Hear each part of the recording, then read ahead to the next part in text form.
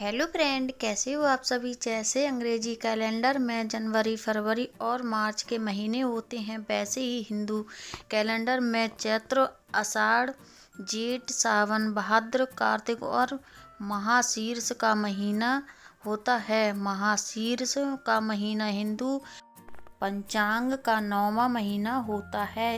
इसे कुछ जगहों पर अगहन का महीना भी कहते हैं। इस महीने को हिंदू शास्त्रों में सबसे पवित्र माना जाता है। ये महीना इतना पवित्र है कि भगवान कृष्ण गीता में कहते हैं कि महीनों में मार्गशीर्ष हूँ। श्री कृष्ण ने मार्गशीर्ष माह की महानता पर गोपियों को भी बताई थी।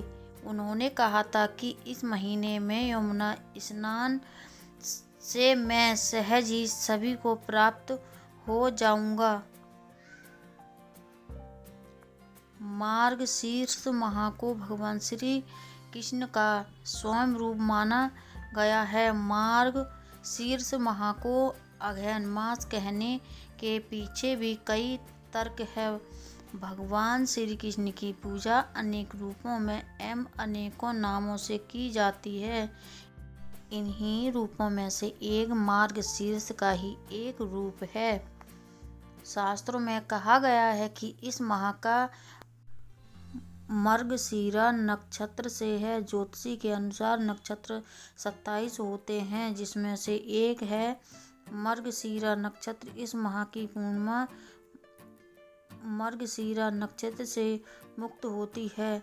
इसी वजह से इस माह को मार्गशीर्ष मास के नाम से जाना जाता है।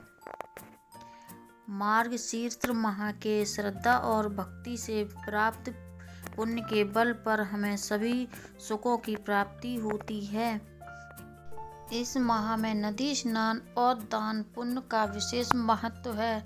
मार्गशीर्ष के महीने में नदी स्नान के लिए तुलसी जड़ की मिट्टी व तुलसी के पत्तों से स्नान करना चाहिए। स्नान करते समय ओम नमो नमाय या गायत्री मंत्र का जाप करना चाहिए। कहा जाता है कि मार्गशीर्ष के महीने में जो भक्त भगवान श्री कृष्ण के मंत्र का जाप करता है, उसकी सभी इच्छाएं मनोकामना श्री कृष्ण पूरी करते हैं।